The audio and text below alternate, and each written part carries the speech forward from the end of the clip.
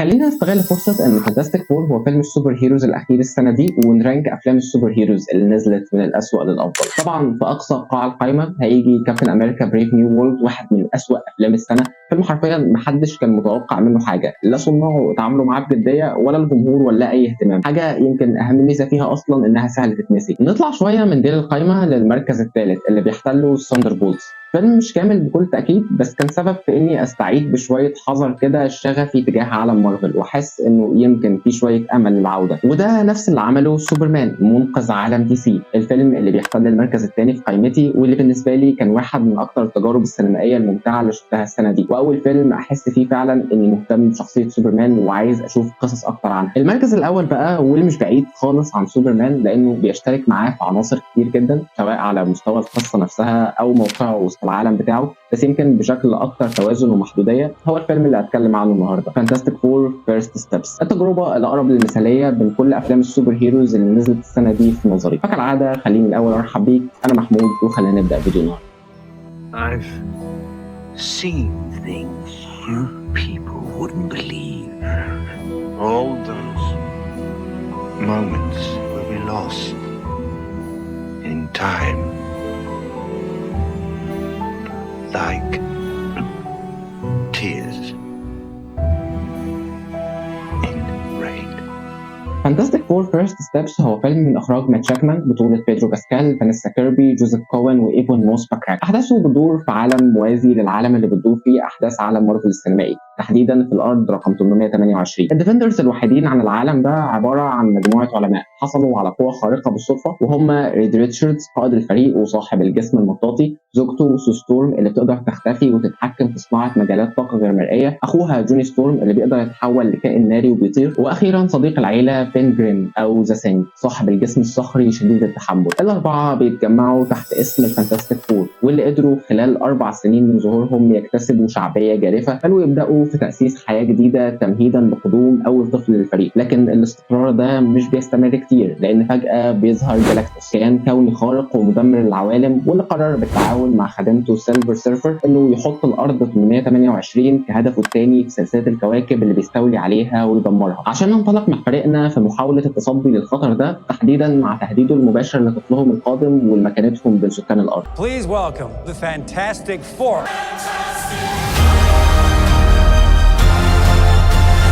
خلينا الاول نرمي شويه كروت من على الترابيزه ونقول كم معلومه كليشيه في السريع كده. لا، ده مش اول تقديم للفانتاستيك فور في عالم السينما، سبق قبل كده وتم تقديمهم في 3 افلام كلهم اسوء من بعض، ولا مش محتاج تشوف اي حاجه اطلاقا قبله. ادخل الفيلم وانت مطمن انك هتحصل على قصه حلوه مقفوله على بعضها، وده اصبح عمله نادره جدا في العالم المليان بافلام السوبر هيروز المتداخله مع بعض اللي اصبحنا فيه. وده بالمناسبه النقطه اللي بتميزه عن سوبرمان، لانهم الاثنين اعاده تقديم لشخصيات اتقدمت قبل كده. الاثنين اختاروا ما يبداوش من الصفر ويعتمدوا على معرفه الجمهور المسبقه بالشخصيات دي. المفارقه الفيلمين بيبداوا بعد 4 سنين من حصول شخصياتهم على قواهم الخارقه، والاثنين بيخلقوا صراع معتمد بشكل مباشر على الشهره والحب الضخم اللي بيوجه من شعوب العوالم اللي الشخصيات دي بتدافع عنها. لكن محدوديته دي اعلام فانتاستيك فور اللي مش بيتعدى حاجز شخصيات البطوله الاربعه وجانب الشر، بالاضافه للتوازن الواعي بايه فعلا ممكن نعتمد على معرفه الجمهور بيه مسبقا من عالم القصه وايه اللي لازم نقدمه، على شويه من قيمه الفيلم ده في نظري، وخفف من حده المشاكل اللي فيه، واللي على ذكرها فتعتبر برضه مشابهه كتير لمشاكل فيلم سوبرمان. الاثنين كانوا هيستفادوا جدا من شويه وقت زياده على الشاشه، وقت يوجه للشخصيات الاقل تاثيرا في القصه زي جون ستورم وبين جريم، ووقت يوجه لاشرار القصه الاثنين اللي على الرغم من جاذبيتهم الطاغيه فضل في جانب ناقص الوقت كان ممكن بسهوله يكمله. لكن تاني، محدوديه العالم فعلا بتقلل جدا من واقع المشاكل دي.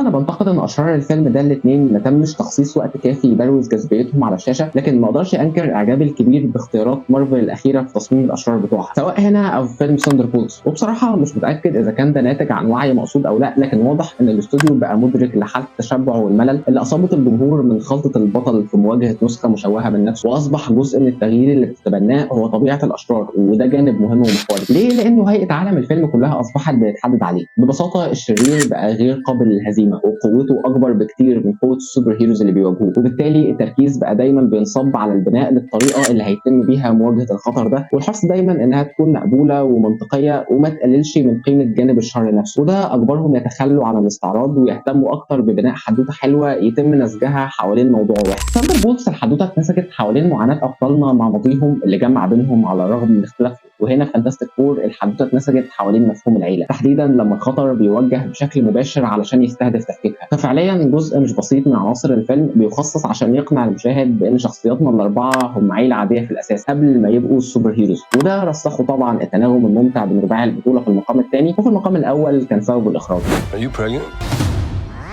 You're gonna be the best mom in the world.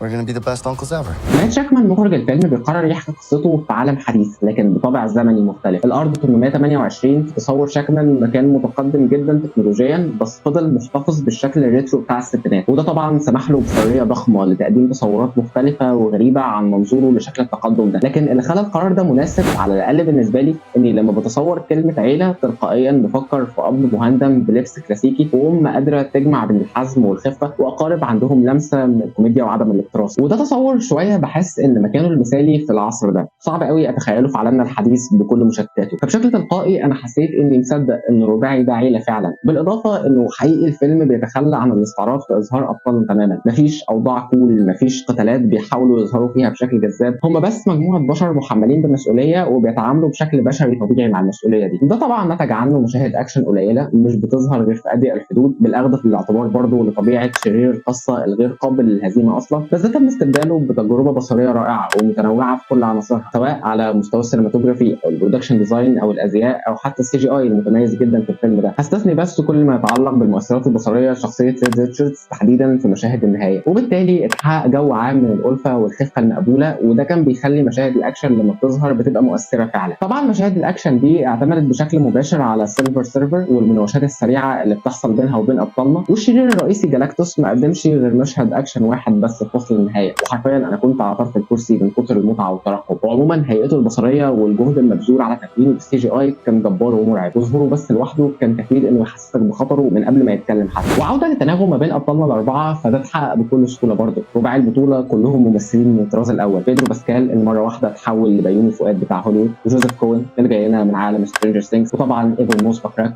اي ريتشي من مسلسل سبيل، وكلهم قدموا اداءات مميزه لكن محدش منهم اقترب من اللي عملته فانيسا كيربي. انا بحب فانيسا كيربي من وقت ما شفتها في ذا كراون، وده بالمناسبه ترشيح سريع لو جوك دراما هاديه وتاريخيه مفيش احلى من المسلسل ده تشوفه. وفانيسا كيربي هنا بجداره هي بطله الفيلم الاهم، لانه غير انها صاحبه التجسيد الافضل ففي خيوط كتير مهمه بتتنسك حواليها وبتقدم على كتير افعال بتحرك قصتنا بشكل مباشر، افعال ليها علاقه بكونها ام وكونها اساس العيله بتاعتنا ونقطه تلاقيهم. وعلى ذكر التمثيل فاحنا برضو عندنا اداء مميز جدا من جوليا جاردنر في دور سيلفر سيرفر اللي على الرغم من محدوديه دورها قدرت جدا تبقى مؤثره وملحوظه. يا جماعه تقريبا كده مارفل عارفه نوعا ما هي بتعمل ايه، وانا مش عارف غير اني احترم بصراحه التوجه ده وانتظر بشويه فضول حذر كده اعمالهم الجايه، ببساطه لانه مفيش قدامي حل تاني. انا صرفت وقت كتير قوي في متابعه العالم ده والانغماس في تفاصيله لدرجه تخلي مقاطعته والبعد عن افلامه صعب جدا، وكمان لاني لسه بحب افلام السوبر هيروز وبنبسط جدا بيها. وفيلم فانتاستيك فور يمكن مش فيلم مثالي بس فيلم سوبر هيروز حلو، وتقييمي له هو 7.5 من 10. وبس دي كانت كل حاجه عندي النهارده. لو وصلت لحد هنا شكرا جدا، يا رب تكونوا استمتعتوا. شاركوني برايكم عن الفيلم ده لو شفتوه. انا محمود وسلام.